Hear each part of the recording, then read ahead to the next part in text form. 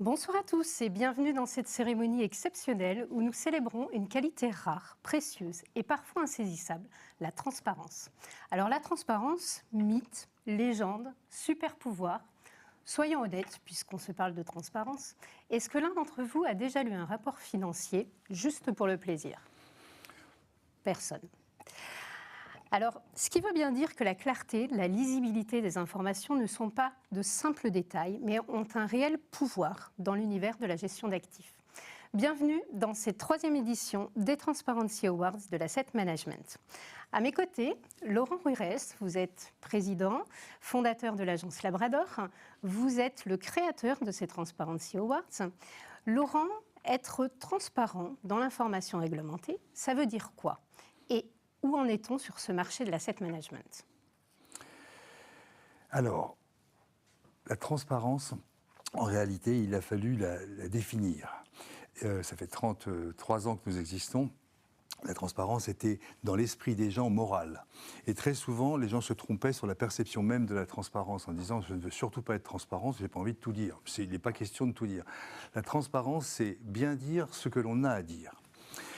Alors, nous avons organisé depuis plus de 15 ans les Transparency Awards des sociétés cotées pour l'information financière et extra-financière. Ce que l'on peut vous dire, c'est qu'on a vu le chemin parcouru, on a vu où nous en sommes aujourd'hui, puisqu'on les organise en France et aux États-Unis.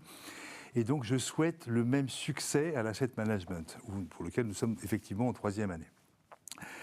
Être transparent, c'est simplement imaginer que son information a de la valeur. Ça, c'est la première des choses. Par conséquent, il faut qu'il y ait un public. En clair, vous n'avez pas besoin de transparence si l'information vous est réservée. Ce public, il faut l'imaginer, le matérialiser. Dans quelle mesure peut-il créer de la valeur? C'est simplement au moment où il comprend l'information facilement, où ça lui paraît simple et que l'information est digne de confiance. Donc, on a défini la transparence autour de 5 piliers, on l'a présenté aux régulateurs, à l'État français, ça a été validé, l'ensemble des méthodologies sont certifiées par Bureau Veritas, pour faire de la transparence non pas une morale, on n'est pas des juges, on n'est pas des flics, c'est juste un guide de pratiques pédagogiques qui nous permettent de dire, écoutez, à information égale, quelque chose de transparent va créer plus de confiance, plus de compréhension. Ça a été, en l'espace de 15 ans, une véritable révolution des documents d'entreprises cotées. Que ce soit les URD pour les documents annuels, leur mise à jour, les documents d'assemblée générale, les documents éthiques, se sont absolument révolutionnés. Ça nous a même dépassés.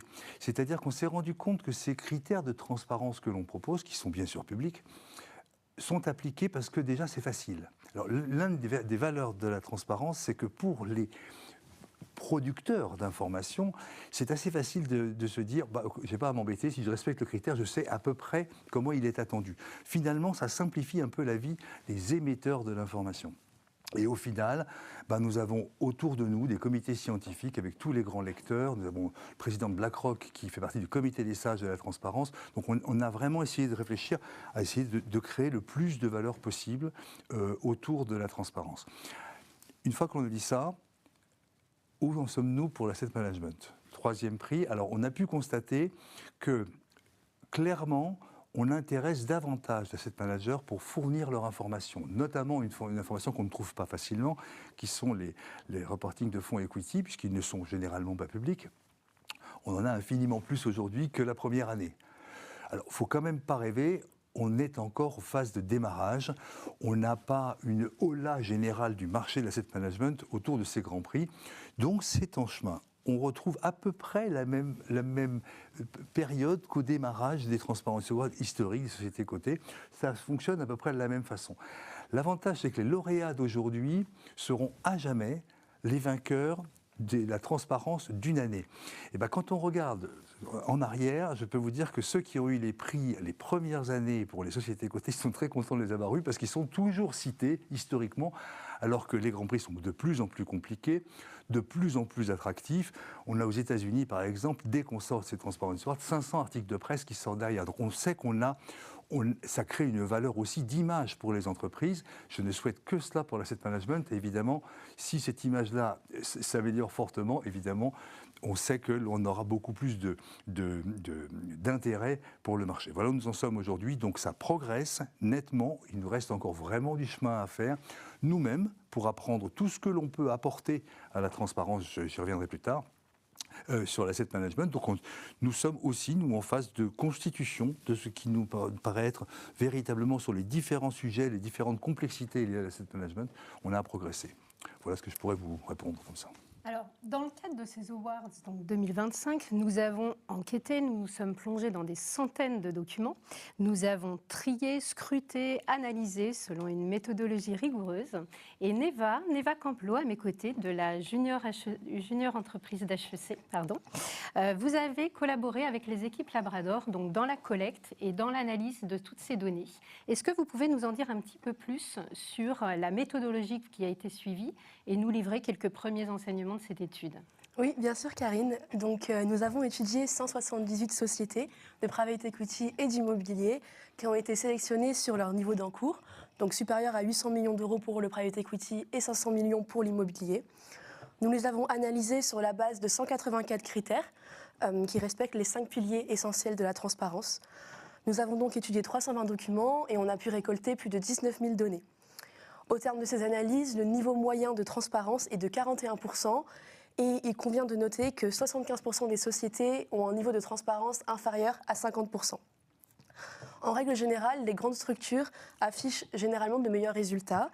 L'absence d'éléments pédagogiques tels que des graphiques, des tableaux, des illustrations nuit souvent à la clarté des informations.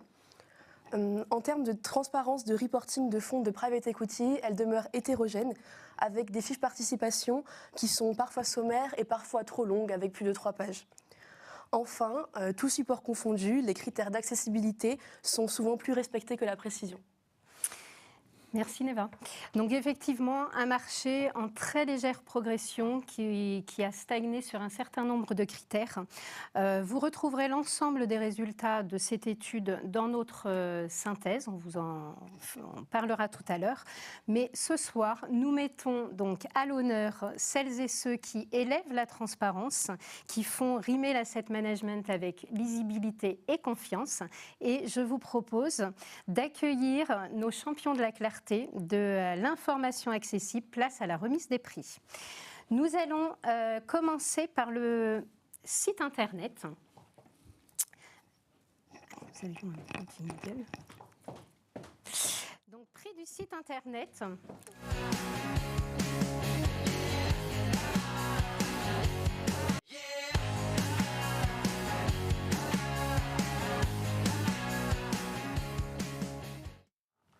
Donc, je vous propose de commencer par le site internet. C'est le support le plus mature. C'est le premier point de contact avec une entreprise et c'est avant tout une expérience utilisateur fluide. Est-ce que je trouve facilement mon information? Est-ce que je la trouve en quelques clics, en quelques secondes? Donc, Laurent, dans cette catégorie site internet, les nommés? Les nommés sont Abenex, Euraseo et Infravia. Et le lauréat? Le lauréat est Infravia. Bravo. Bravo à vous. Je vous propose d'accueillir Gwenaëlle Boucli. Donc vous êtes directrice de la communication d'Infravia. Félicitations. Merci. Je vais remettre votre trophée. Merci. Est-ce que vous pouvez nous dire quelques mots? Oui, bien sûr.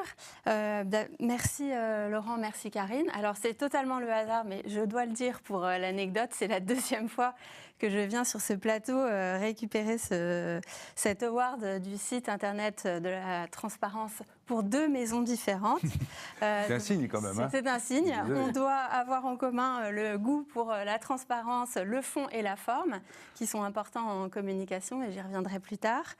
Néanmoins, pour Infravia, il faut que je rende à César ce qui appartient à César. Donc, je voudrais féliciter, les félicitations se tournent vers Bruno Candès, partenaire d'Infravia, et Cynthia Delhomme de l'équipe Relations Investisseurs, ainsi que l'agence avec laquelle on travaille, We Are Blow, qui ont œuvré depuis des années à la réalisation de ce site. Et ce site, c'est également un travail d'équipe, puisqu'il est enrichi par les contributions de tous les collaborateurs, qu'il s'agisse des documents de recherche, de thought leadership, les formats vidéo, etc. Donc voilà, c'est aussi un remerciement qui va à tous les collaborateurs qui contribuent à la richesse du site.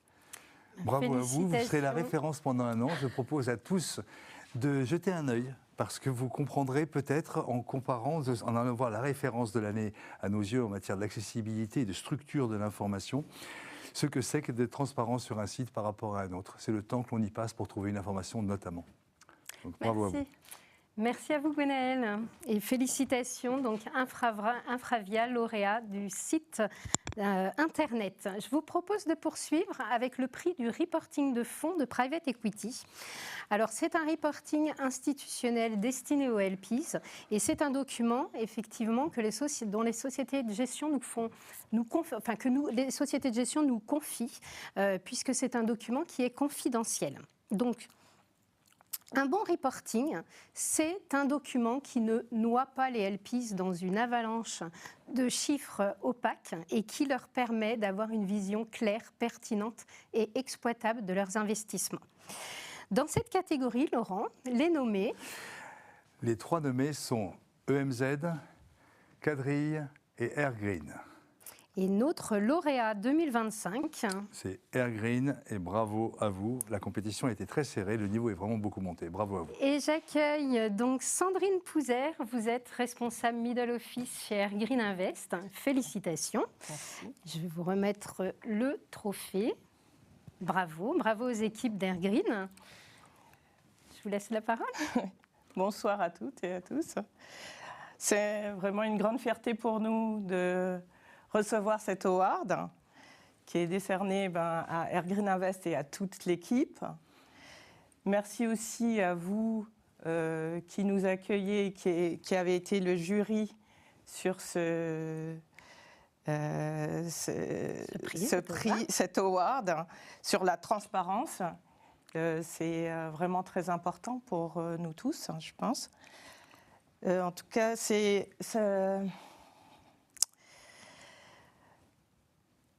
je tiens vraiment à remercier toute l'équipe pour la formidable contribution et l'engagement et l'expertise qu'ils apportent chaque jour pour offrir à tous nos investisseurs un reporting de qualité, clair et concis aussi.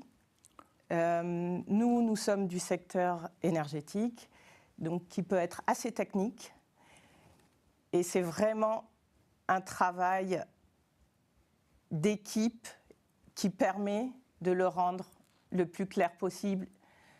Transformer le technique en limpide, c'est pas toujours simple. Non, c'est vrai. Donc, je les remercie tous pour leur formidable contribution. Je dédie à toute l'équipe Airgreen Invest, plus particulièrement à l'équipe Middle Office et aussi à la valorisation, qui se challenge sans cesse pour livrer dans les délais des reportings de qualité. J'adresse un grand merci à nos investisseurs et partenaires qui nous accordent toute leur confiance et qui, par leurs exigences et leurs attentes, nous poussent sans cesse à faire le meilleur. Je ne peux passer sous silence l'énorme contribution de notre équipe de direction qui nous a permis de créer un environnement propice à l'innovation et à l'excellence. Leur vision et leur leadership sont des éléments essentiels dans notre réussite. Ce prix nous motive toujours plus à aller plus loin. Alors merci. À repousser nos limites en continuant de proposer des solutions qui répondent aux attentes de ceux qui nous apportent leur soutien indéfectible, les investisseurs. Et enfin, bravo à tous les lauréats de cette édition qui, comme Airgreen, placent l'excellence et la transparence au cœur de leur démarche. Bravo à vous, Merci beaucoup. Sandrine. Alors, vous n'aurez pas la chance d'être benchmarké parce que, comme c'est confidentiel, on ne pourra pas produire votre reporting. Mais donc, il faudra nous faire confiance tous. On peut vous dire que le niveau est sérieusement monté. Il y a de tout pour les reportings de Petit. Pour être tout à fait honnête, il y a vraiment des reportings qui ne sont vraiment pas clairs. Mais vous avez une compétition très sérieuse sur ce qui s'applique vraiment à investir sur la clarté, parce que ce qui est vrai, c'est que faire simple, faire pédagogique, faire clair, demande un peu de boulot. Et donc, chapeau à vous. Et quand vous parlez de confiance des investisseurs, c'est juste l'objectif de la transparence. Donc, je suis ravi que vous le disiez. Merci. Merci infiniment. Merci à vous. Bravo. Non, vous pouvez effectivement, Gwenal. Non, vous pouvez le prendre, Gwenal l'oublie, c'est pas grave, on lui donnera après. Nous allons poursuivre donc avec le prix du reporting de fonds immobiliers en catégorie SCPI. Alors, ce reporting immobilier est un reporting qui est grand public. Donc, il s'adresse effectivement à une cible à la fois de particuliers et de professionnels conseillers en gestion de patrimoine. Et il doit donc être compréhensible par tous et avoir une certaine pédagogie qui permette à tout investisseur, expert ou non, de pouvoir suivre son placement. Alors, découvrons maintenant qui se distingue dans cette catégorie. Les nommés reporting de fonds immobiliers SCPI. Alors, Alliance Immobilier, alors, Sofidy, pardonnez-moi, et Atrim. Et le vainqueur, lauréat, est Atrim. Atrim, bravo. Nous accueillons Thibaut Zuber. Vous êtes directeur commercial de la société Atrim. Félicitations. Je vais vous donner le bon. Merci. Je vous laisse nous dire quelques mots. Oui, nous sommes pour ce prix vraiment heureux, fiers et reconnaissants. Heureux parce que ça récompense le travail de l'ensemble des équipes pour un travail qui est assez peu valorisé, mais ô combien qui est important pour les équipes, les investisseurs et aussi les professionnels de notre métier. Fier parce que je crois que le score est de 61 pour un panel moyen de 41. Et nous sommes aussi reconnaissants envers nos investisseurs qui nous ont fait confiance en mettant leur épargne dans nos véhicules qui sont destinés à l'industrie du tourisme, et plus précisément l'immobilier. Donc au nom d'Atrim et au nom de toutes les équipes, nous vous remercions pour ce prix. Bravo à vous. Merci Thibaut. Bravo à vous. On a beaucoup à apprendre justement des fonds immobiliers qui ont une lecture assez grand public et nous devons progresser, nous, sur des critères justement, et donc on a besoin des meilleurs pour nous aider à essayer d'imaginer quels seront les reportings de demain, notamment immobiliers. Donc on est vraiment très heureux pour vous et bravo. Merci à vous. Place maintenant au prix du rapport ESG Climat. Alors, je ne vais pas vous apprendre que la finance durable n'est plus une option. La transparence des engagements ESG, des engagements climatiques, biodiversité est devenue essentielle. Et donc, un rapport climat, un bon rapport ESG Climat, transparent, c'est un document qui va au-delà d'un discours théorique et qui présente des données chiffrées, mesurables, qui permettent à l'investisseur d'avoir une vision claire des impacts réels de ses investissements et de la démarche de la société de gestion. Alors, dans cette catégorie, les nommés, Laurent, sont... Les nommés sont Andera Partners, Latour Capital et Cerea. Et notre vainqueur 2025 ? Le vainqueur est Latour Capital. Bravo à vous. Nous accueillons Quentin Fauconnier. Vous êtes directeur ESG, donc chez Latour Capital. Félicitations. Je vous donne le trophée. Merci. Je vous laisse nous adresser quelques mots. D'abord, merci Laurent, merci Karine. Au nom de toute l'équipe de Latour Capital, nous sommes vraiment fiers, ravis, très reconnaissants de ce prix. Nos stratégies, notre politique ESG, ça fait déjà plusieurs années, mais ça s'est accéléré. Nous avons voulu améliorer notre transparence, faire transparaître notre ADN très opérationnel. Et aujourd'hui, ce prix, ça vient vraiment valider toute cette stratégie. Donc, un grand merci pour cette reconnaissance. Ça nous permet aussi de valoriser nos actions, notre politique auprès de nos investisseurs. Mais mes congénères l'ont rappelé, c'est important. Donc un grand merci. Et ce prix, il n'est possible que grâce à quelques personnes que je souhaiterais remercier au sein de la Tour Capitale. Tout d'abord, Audrey Seigna, au sein de mon équipe, qui est la grande artisane de la rédaction de ce rapport. Donc un grand merci, Audrey. Je voudrais aussi remercier Lilia Kadri, qui m'a beaucoup aidé sur ce rapport. Et enfin, Didier Godou, notre senior partner, qui a initié le volet ESG au sein de la Tour. Donc merci à tous. Et encore merci à vous deux et à Labrador pour cette reconnaissance. Félicitations Quentin. Bravo à vous, bravo à Merci. vous. Et c'est vrai qu'on est dans une turbulence autour de l'information ESG aujourd'hui. Vous n'êtes pas sans savoir que les évolutions politiques aux États-Unis créent une espèce de vent de panique. Si je devais rassurer tous les gens qui ont beaucoup investi, et vous en faites partie évidemment, dans l'information ESG, je pourrais vous dire, nous qui sommes très présents aux États-Unis, puisqu'on travaille avec 55 des 100 premiers groupes américains, on a eu aussi un peu la trouille, il faut bien le dire, sur ce qui s'est passé récemment.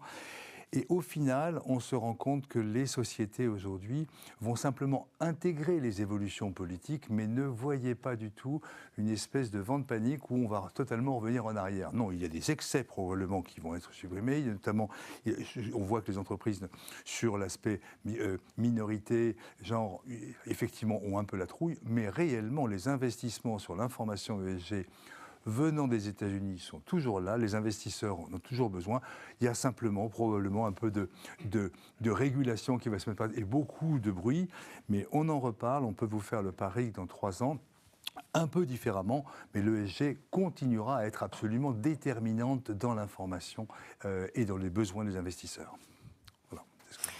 Alors, ces récompenses, merci Laurent, ces récompenses illustrent que l'asset management évolue vers plus de clarté, plus de responsabilité, mais au-delà de ces distinctions, nous avons souhaité nous intéresser aux grandes tendances qui façonnent cette industrie de l'asset management. Quels sont les défis à venir en matière de durabilité? Quelles sont les bonnes pratiques attendues par les investisseurs? Pour en parler, nous avons le plaisir d'accueillir nos intervenantes qui vont nous apporter leur éclairage sur ces défis clés.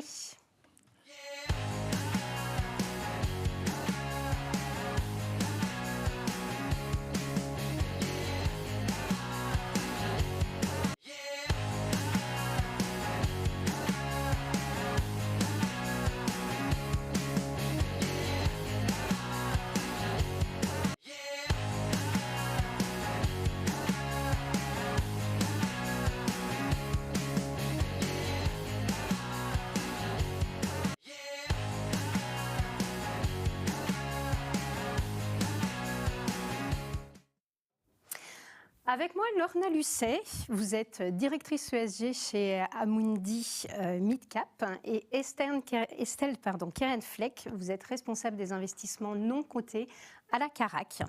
Alors, vous êtes toutes les deux au cœur de l'information réglementée et vous, donc, en tant qu'experte de l'ESG, et Estelle dans l'analyse des documents réglementés pour éclairer vos décisions d'investissement. Alors, Lorna, je vais m'adresser à vous en premier. Où en sommes-nous des défis liés à la durabilité? Et les informations ESG se structurent-elles suffisamment pour guider les décisions des investisseurs? Alors, la première bonne nouvelle, c'est que oui, les informations ESG se structurent. Déjà, on a des informations ESG, ce qui n'était pas le cas il y a 15 ou 20 ans quand j'ai commencé ma carrière.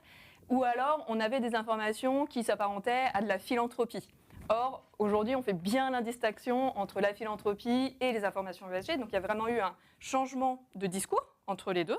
L'ESG est ce qui permet ou ce qui participe aussi à la performance de l'entreprise. Et ce ne sont pas des actions de philanthropie sur la société ou sur les communautés ou sur la société en général. La qualité de l'information ESG aussi a énormément progressé. Elle a énormément progressé poussée ou tirée par un certain nombre de législations, notamment en France et en Europe. En France, on peut se souvenir de Grenelle 2, on peut se souvenir de la DPEF, aujourd'hui on parle de la CSRD, autant de réglementations qui ont aussi été des jalons et qui ont permis une standardisation de l'information. Et cette standardisation, elle est vraiment clé pour moi en tant qu'analyste, parce que c'est ce qui va me permettre de comparer deux entreprises cotées, par exemple, entre elles, de savoir quelle est la meilleure sur un sujet ou sur l'ensemble des sujets environnementaux, sociaux et de gouvernance.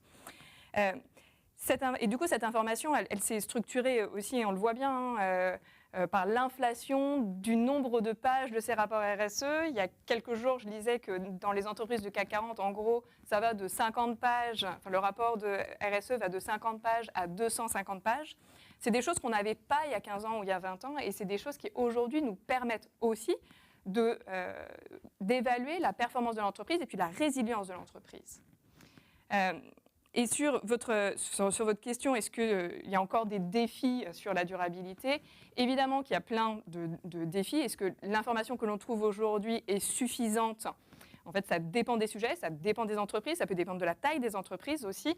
Je pense que Estelle t'en parlera tout à l'heure sur la différence potentielle qu'il y a entre les entreprises cotées et les entreprises non cotées, les grandes entreprises et puis les petites entreprises, où on voit vraiment aujourd'hui deux voies qui sont différentes. Si je parle des entreprises cotées, il y a plusieurs enjeux aujourd'hui pour moi en tant qu'analyste. Le premier enjeu, c'est de savoir si j'ai l'exhaustivité, si j'ai toutes les informations dont j'ai besoin pour faire mon analyse. Alors, il y a des sujets sur lesquels on n'a pas trop de problèmes, notamment en France. Tout à l'heure, on parlait d'égalité homme-femme. Sur ce sujet-là, en gros, dans les rapports de gestion, on trouve à peu près toutes les informations dont on a besoin. En revanche, si on va sur d'autres sujets, sur le climat, sur la biodiversité, sur les droits humains, là, on commence à manquer d'informations. On commence également à manquer d'informations concrètes, j'ai envie de dire. On a encore aujourd'hui, et l'augmentation du nombre de pages des rapports RSE le montre bien aussi, beaucoup d'informations qui sont des informations qualitatives, alors que moi, en tant qu'analyste, j'ai presque plus besoin des résultats, donc des indicateurs, de chiffres, pour savoir si les politiques mises en place réussissent ou pas. Il peut y avoir une grande explication des politiques, mais si en fait derrière je n'ai pas d'indicateur de performance qui me prouve ce qui est écrit, qui me permettent de juger de la transparence et de la réussite de ces politiques, ça rend mon travail d'analyste, en tout cas, beaucoup plus difficile. Et j'imagine que c'est la même chose pour toi lorsque tu analyses une entreprise pour investir dedans. Et puis, la dernière chose, c'est ce que je disais tout à l'heure, la standardisation, elle est clé également parce que c'est ce qui va permettre la comparabilité et c'est ce qui va permettre de déclencher la décision, ou en tout cas de compléter la décision d'investissement par rapport, en complément de l'analyse financière. Et je terminerai peut-être sur deux, trois choses qu'il faut vraiment garder en tête, je pense, lorsqu'on analyse des entreprises et lorsque les entreprises communiquent également. Aujourd'hui, on sait qu'il y a beaucoup de réglementations. On parle de CS3D, on parle de CSRD, on parle de la taxonomie, etc. Donc, il y a plein de sujets qui sont en train d'émerger, qui sont nouveaux. Il faut comprendre aussi que cet exercice, ce n'est pas uniquement un exercice de reporting ou de conformité, mais que c'est un exercice qui a un but, et le but, c'est la résilience de l'entreprise. Comment l'entreprise va-t-elle faire face aux prochains enjeux sociaux et environnementaux qui vont arriver? On ne manage pas la génération Z ou la génération qui suit des 18-20 ans comme on gérait la génération d'après-guerre, etc. Et puis, il faut donc cette question de la résilience, je pense qu'elle est absolument clé. On raconte, on reporte, on fait de la communication pour une raison. Et cette raison, c'est la résilience.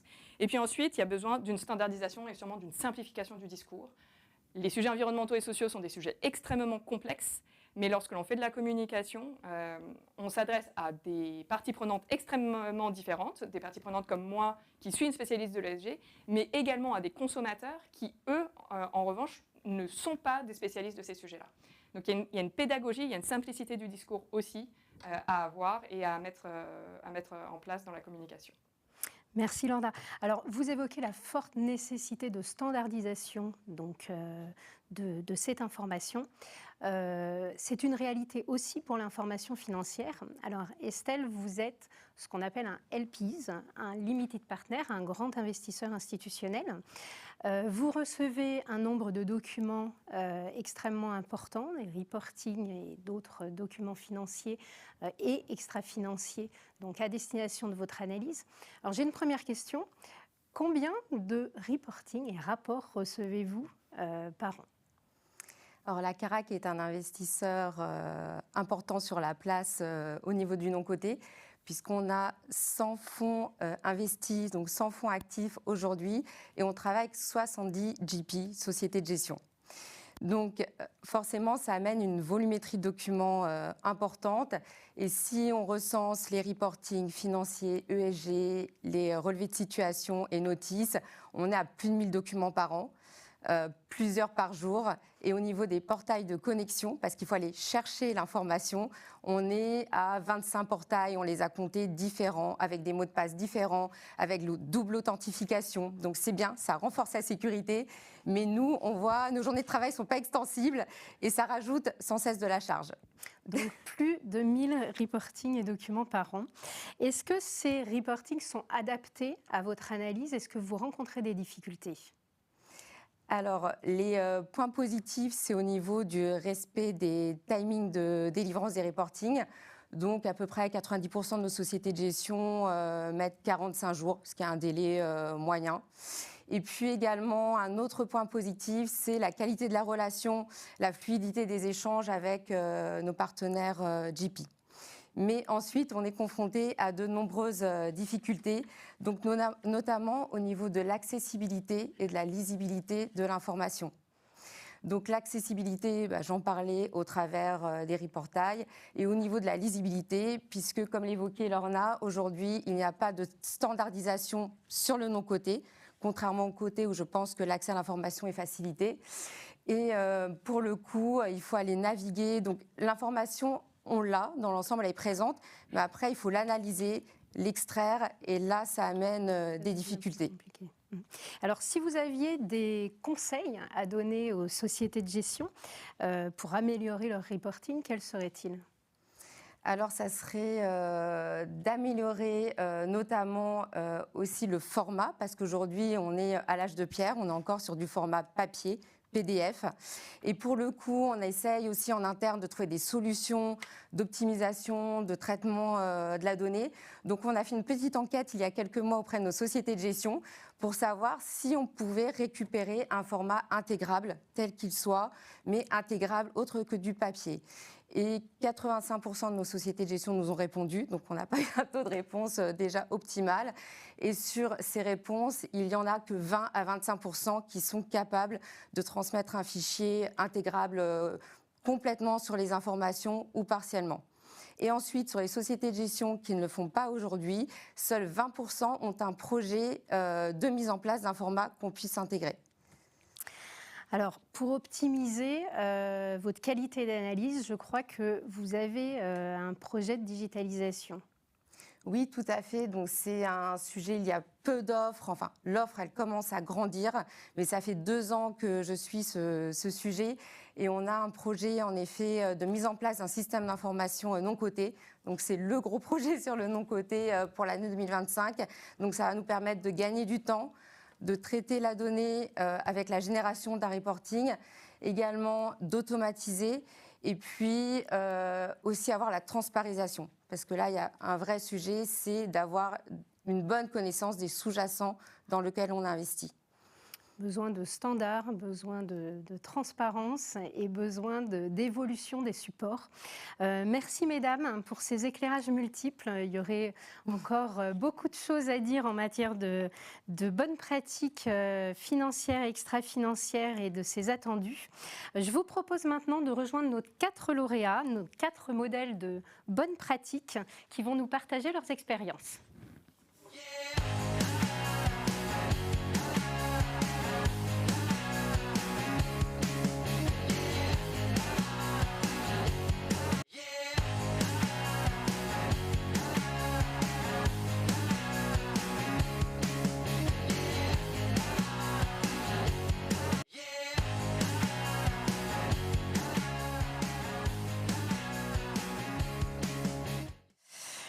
Cette année encore, nous mettons donc en lumière les acteurs du secteur de l'asset management qui se distinguent par leur engagement envers une information claire, accessible et pertinente. Alors, je vais commencer par poser une question à Gwenaëlle. Donc, Gwenaëlle, directrice de la communication d'Infravia. En explorant le site d'Infravia, je me suis aperçue que vous dégagez une identité très forte, une identité très marquée au travers des différentes rubriques. Comment réussit-on l'exercice de ce storytelling en intégrant autant de précision d'accessibilité dans les données? Alors c'est vrai que cet award récompense avant tout la transparence. Hein. Ce qui ne se mesure pas n'existe pas, comme vous le dites si bien. Très bien. Néanmoins, c'est vrai que sur un site web et à la communication, il y a un équilibre entre le fond et la forme, entre le storytelling et les éléments de preuve plus quantitatifs qu'on va apporter. Et donc, ce qui est important, c'est de trouver où est-ce qu'on va mettre le curseur. Et par ailleurs, il y a une deuxième chose qui est très importante, c'est se mettre à la place de l'utilisateur. Est-ce que la personne, en fait, qu'est-ce que je veux dire, moi, mais aussi se mettre à la place de l'investisseur, potentiellement d'un patron d'entreprise, d'un candidat, et de quelqu'un qui vient sur le site, qu'est-ce qu'il vient chercher et comment je fais en sorte que cette information soit facilement accessible.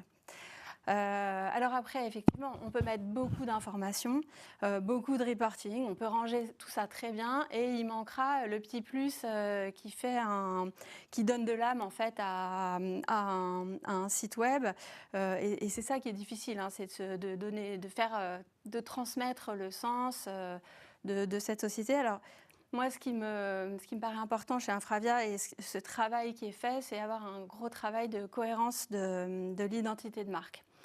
C'est-à-dire que ce qui rend le storytelling possible, et c'est si vous avez un peu le même sens derrière l'information que vous donnez. Donc, chez Infravia, il y a un peu deux piliers. Le premier pilier, et qui est finalement le plus simple, et qui est derrière tous nos investissements, hein, c'est le financement des services essentiels autour de 4 thèmes, la digitalisation, les changements démographiques, la transition énergétique, l'urbanisation. Et donc, on peut raccrocher derrière ça beaucoup d'histoires, d'investissements et donner du sens à notre action. Et le deuxième élément qu'on retrouve partout sur le site, c'est ce We Connect, We Power, We Grow, qui illustre la manière dont on fait les choses, le goût pour cette exécution, pour l'accompagnement des entreprises en portefeuille. Et en fait, si on arrive à raccrocher beaucoup d'éléments autour d'histoires communes, c'est ça qui va donner du sens. Et enfin, il y a la volonté de mettre en avant l'humain, parce que c'est vrai qu'on est dans la finance et que parfois ça peut être un peu technique et compliqué. Et il y a la volonté de partager sur ce site les valeurs qui animent les collaborateurs d'Infravia. J'ai vu effectivement que vous aviez une rubrique dédiée, Life at Infravia, je crois. Exactement. Où vous mettez justement en valeur les collaborateurs, vos valeurs et les valeurs qui animent en tout cas cette entreprise. Exactement. La rubrique Life at Infravia, c'est... parfois en investissement, on dit ouvrir le capot pour montrer les modèles. Là, c'est ouvrir la porte de la maison pour montrer ce qu'il y a à l'intérieur, puisqu'on est sur des métiers qui sont avant tout humains. Finalement, le principal actif d'une société de gestion, ce sont les hommes et les femmes qui la composent. Et donc, dans cette section du site web, on a eu cette volonté d'illustrer les valeurs que sont l'entrepreneuriat, la curiosité, la discipline et l'engagement, de valoriser aussi le côté équipe, le côté collectif et le côté humain de notre activité. On illustre aussi la manière dont Infravia accompagne les collaborateurs dans leur développement avec l'Infravia Academy. Et enfin, il y a une section qui présente FIER, qui est le fonds de dotation d'Infravia sur l'éducation. Et dans lequel il y a plus d'une trentaine de collaborateurs qui sont activement impliqués. Ce n'est pas juste un fonds de dotation avec une dimension financière, mais il y a une vraie implication des équipes pour soutenir ces 9 associations. Et ça montre aussi cet ADN d'Infravia et cette culture aussi, cet esprit d'équipe, cette volonté d'aller un peu au-delà de l'investissement et d'apporter plus à la société. Et voilà, donc c'est vrai que cette partie life et intra-vie est une partie importante pour mieux comprendre qui nous sommes. Merci Gwenaëlle. En tout cas, un site riche en informations avec une belle accessibilité et un beau modèle de bonne pratique. Merci. À vous. Je vais poursuivre avec vous, Sandrine. Donc, Airgreen Invest, lauréat du reporting de fonds de private equity. En quoi la transparence constitue-t-elle un levier stratégique pour Airgreen Invest et au-delà de la simple obligation réglementaire ? Alors, chez Airgreen Invest, la transparence n'a jamais été une contrainte, mais un levier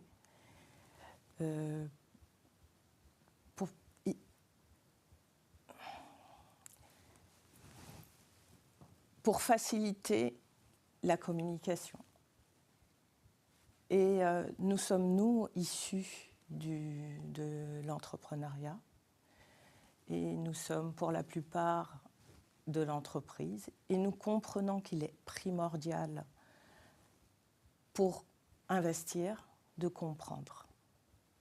Et c'est sur cette base que nous avons travaillé le maximum de transparence et de clarté dans nos reportings, dans notre communication, surtout que nous sommes issus d'un secteur, comme je disais tout à l'heure, très technique, qui est l'énergie, avec à la fois des ingénieurs et des financiers, et que retranscrire cette technicité peut sembler complexe. Donc nous avons essayé au mieux de clarifier, d'être précis notre communication sur nos participations. Et c'est vraiment un travail collectif. Donc aujourd'hui, toutes les équipes apportent quelque chose dans ce reporting et apportent cette clarté et efficacité dans les contenus. Donc c'est comme ça que vous traduisez effectivement cette exigence au sein de votre communication et de vos reportings. Tout à fait. Thibaut Zuber, directeur commercial d'Atrim, vous êtes notre lauréat du reporting immobilier, SCPI. Alors, même question côté immobilier, quelles sont les bonnes pratiques que vous mettez en place au sein de vos reportings, donc pour garantir cette clarté vis-à-vis des différents investisseurs dont nous parlions tout à l'heure? Alors, tout d'abord, il faut que je vous dise, je ne connaissais pas donc, le prix Transparency Awards de l'asset management. Et c'est en discutant avec vous que j'ai compris qu'il y avait 180 critères autour de 5 piliers qui sont donc l'accessibilité de l'information, la précision de l'information, la comparabilité des données, le délai, le respect du délai. Disponibilité. Exactement. Et aussi la clarté de l'information. J'adore. Et c'est l'ADN d'Atrim qui est la rigueur, qui est l'exigence et surtout le sens du client. Et en fait, ça s'inscrit totalement dans ces 5 piliers et on les retrouve. Donc, sur la disponibilité, nous avons l'ensemble des reportings qui sont sur le site internet. Nous envoyons par mail à nos associés et aussi nos partenaires. Il y a aussi l'accès sur LinkedIn et sur le site internet, il y a la totalité des bulletins trimestriels, l'historique. Ensuite, vous avez la précision de l'information. Atrim doit sélectionner des prestataires qualifiés et rigoureux. Ça, c'est la première chose. Deuxième chose, nous, en tant qu'investisseurs, nous achetons des murs d'hôtels et nous travaillons avec des exploitants. Et nous avons une vraie proximité avec nos exploitants, et cela depuis le Covid. Nous avons traversé une crise et ça a renforcé nos liens. Et le fait d'avoir ces deux éléments, une sélection de prestataires et une proximité de nos exploitants, permet d'avoir des données fiables et de qualité. Sur la comparabilité des données, Atrim est un investisseur reconnu dans l'industrie du tourisme en Europe. Et quand vous êtes un expert du domaine, vous avez une analyse, une vision, une compréhension du marché, de ce domaine, qui est beaucoup plus précise qu'un généraliste.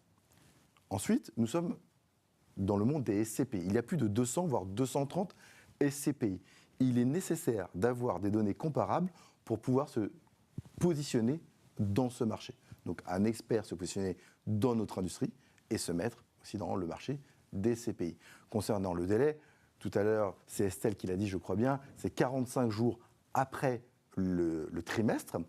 Et ce reporting est dirigé par l'ensemble des directeurs de chaque BU, donc Asset, Fonds, RCCI, donc conformité, ESG, tout ça est piloté ensemble et sous la houlette de la direction. Et sur la clarté de l'information, il est nécessaire que l'information ne soit pas noyée dans le reporting et soit clairement exprimée. Et nous avons 2 types de clientèle, vous l'avez dit tout à l'heure. Nous avons la clientèle retail, donc des clients qui sont moins avertis que nous tous réunis. Et vous avez aussi la clientèle professionnelle, les conseillers en gestion patrimoine, mais aussi les banquiers et aussi la presse. Et donc il faut avoir un sens de la pédagogie pour partager notre industrie et nos données. Donc finalement, ce prix, cette qualité de transparence, c'est un juste retour que nous devons à nos investisseurs qui nous ont fait confiance. Et cela, nous le devons tout au long de la relation et maintenir ce haut niveau. Et c'est parce que nous avons ce sens du client, ce qui est un point vraiment important dans la culture d'Atrim, le sens du client. Et vous me disiez l'autre jour que, alors, dans la façon dont vous exprimez toute cette information au sein de vos reportings, que vous vous étiez inspiré de ces pratiques que vous aviez au sein du private equity pour le traduire au sein de vos SCPI. Oui, on a un nouveau format aussi, les formats de podcast dont je vous avais parlé. Tout à fait. Et, on a alors, il y a deux questions dedans. Il y a le private equity, on a une maison aussi institutionnelle, on fait du private equity oui. Parce qu'on achète des murs et fonds de commerce, on peut acheter aussi des marques et des chaînes hôtelières. Donc c'est aspiré de cette exigence qui est à haut niveau, oui. Le passé. Et aussi, on s'est modernisé en format podcast. C'est un format qui est accessible et flexible. Contrairement à un article ou une vidéo, vous pouvez écouter le podcast qui dure environ 6 minutes en voiture ou en faisant du sport ou en marchant dans la rue. Donc, c'est aussi renforcer l'accessibilité de nos reportings. Voilà, donc effectivement, Atrim diffuse ses reportings trimestriels sur podcast une fois le reporting papier oui, envoyé édité. À l'ensemble de nos partenaires. Merci Thibault. Dernière question pour vous, Quentin. Alors, Lorna nous expliquait tout à l'heure l'intérêt de penser à un rapport global. Vous avez choisi de réaliser un rapport intégré pour ce rapport ESG Climat qui regroupe l'ensemble de vos informations. Qu'est-ce qui vous a motivé à faire ce choix de publication et comment vous y êtes pris pour intégrer l'ensemble de ces données? Alors, c'est une très bonne question. En fait, nous avons... il y a 2 piliers qui ont drivé ce choix. Tout d'abord, le premier pilier, c'est qu'on voulait vraiment être le plus clair possible, donner une idée en un rapport de ce qu'est notre ADN opérationnel chez Latour et comment ça se transcrit en termes de ESG. Donc ça, c'était vraiment notre premier pilier. Le deuxième pilier qui nous a amené à faire un seul rapport, c'était le sens de l'économie, dans le sens où, si on est opérationnel, on va passer beaucoup de temps auprès de nos participations. Et à titre personnel, c'est ce que j'adore faire. Et du coup, si on rédige 3, 4, 5 rapports, on ne passe pas ce temps-là auprès de nos participations. Donc, c'était un peu une évidence d'avoir un seul rapport. Donc ça, c'est les 2 piliers qui ont drivé la décision. Et puis ensuite, dans mon expérience personnelle, j'ai eu la chance de travailler pendant plus de 5 ans au sein d'EY, où j'accompagnais de l'autre côté de la barrière des grandes sociétés cotées dans leur reporting extra-financier. Et j'avais vu les bienfaits de cette logique de rapport intégré, ce qui permettait de transmettre plus d'informations en y passant moins de temps et en étant plus clair. Donc voilà, c'est toutes ces raisons qui ont motivé la construction et la rédaction d'un seul rapport. Et donc, comment avez-vous réussi à concilier cette conformité réglementaire avec ces éléments, ces bonnes pratiques, cette clarté et cette pertinence des indicateurs extra-financiers ? Alors, déjà, on s'est fixé un nombre maximum de pages. C'est important pour rester clair et simple dans le propos. Ensuite, j'ai réutilisé un outil très simple et très classique, utilisé par mes pairs du côté, qui est la table de correspondance, pour pouvoir traquer tel paragraphe, telle information, SFDR, LEC 29, etc. C'est très pratique pour classer pour s'assurer que toutes les informations sont présentes. Ensuite, je citais tout à l'heure en remerciement Lilia Kadri, notre responsable RCCI. Je l'ai impliqué dans la relecture du rapport pour s'assurer qu'on avait bien cette notion de compliance et d'exhaustivité. Et ensuite, on s'est concentré sur des sujets de graphisme, de transmettre des informations au niveau de chacune de nos participations. Alors, pour certaines plutôt emblématiques, mais vraiment, par exemple, vous avez un exemple, c'est une courbe de décarbonation réussie chez un de nos gros industriels. On a partagé les chiffres, on a une courbe très claire. Voilà, c'est tous ces éléments mis bout à bout, impliquer la RCCI qui nous a permis d'avoir ce rapport qui aujourd'hui, j'en suis très fier, a été primé. Eh ben, vous avez bien raison d'en être fier. Bravo à vous. Alors, merci à vous quatre, en tout cas, pour votre engagement en faveur de la clarté des informations, de l'accessibilité de ces informations. Vous contribuez à la confiance des investisseurs et à faire évoluer ces pratiques dans le secteur de l'asset management. Alors, si ces prix récompensent la qualité de l'information aujourd'hui, ils sont aussi une invitation à continuer d'innover, à continuer d'élever les standards de demain. Et je propose pour finir de retrouver Laurent. J'aimerais avoir effectivement, Laurent, votre regard sur ce marché de l'asset management. Quels seront les grands défis en matière de transparence demain ? Et pensez-vous que la transparence deviendra un véritable critère de différenciation pour les sociétés de gestion ?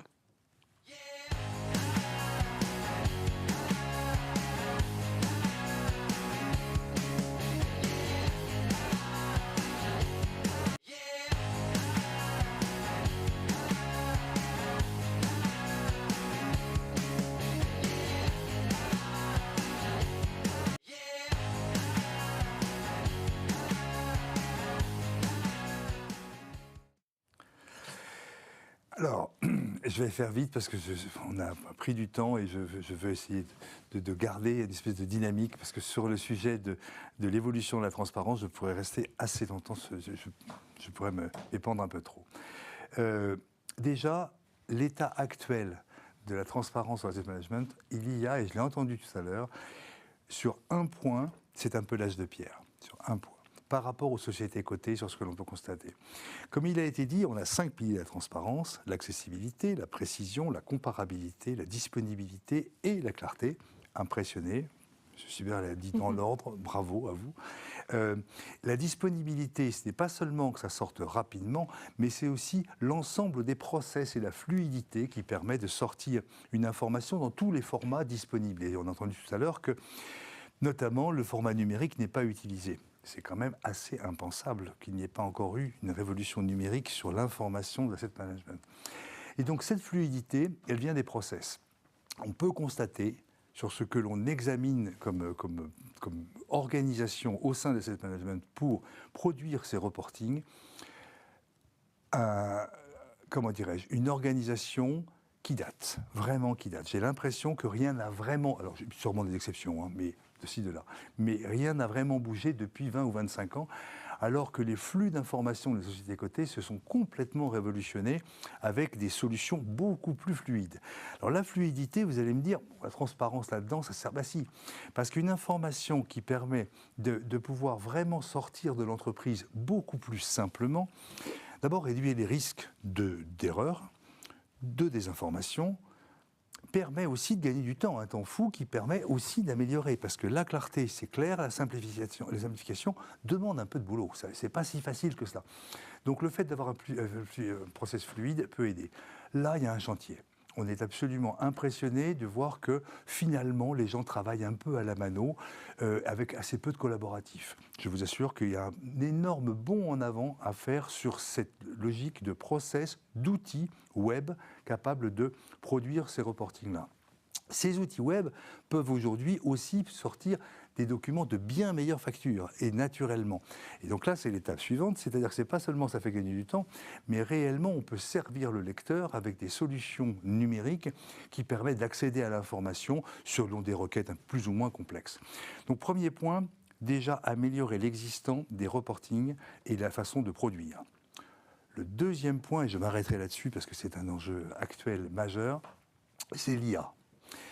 Je ne sais pas s'il y a un autre métier dans le monde qui est plus concerné que l'information réglementée ou en tout cas répétitive des entreprises, quelles qu'elles soient. L'IA, on dirait qu'elle a été faite pour ça. Donc, évidemment, on y travaille depuis assez longtemps et la transparence va bien sûr l'intégrer. C'est-à-dire que l'IA va permettre de rédiger.